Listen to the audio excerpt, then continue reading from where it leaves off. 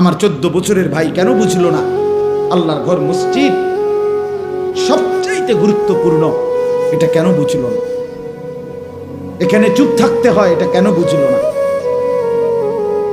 টেলিভিশনের সামনে কথা বলতে নাই, এটা তো তার মাই তাকে শিখাইছে। আব্বু চুপ, আব্বু চুপ।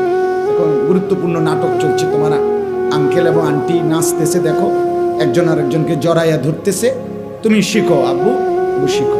এভাবেই তুমি ভবিষ্যতে নাচবা, পরের মাইয়ারে ভাগায় নিবা, শিখে নাও।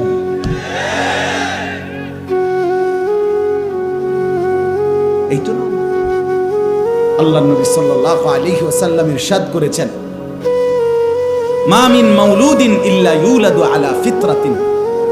প্রত্যেকটা মানব সন্তান ইসলাম মানার যোগ্যতা নিয়ে রাসূলুল্লাহ সাল্লাল্লাহু আলাইহি ওয়াসাল্লাম বলেন ফিতরাত, স্বভাবগতভাবে, সৃষ্টিগতভাবে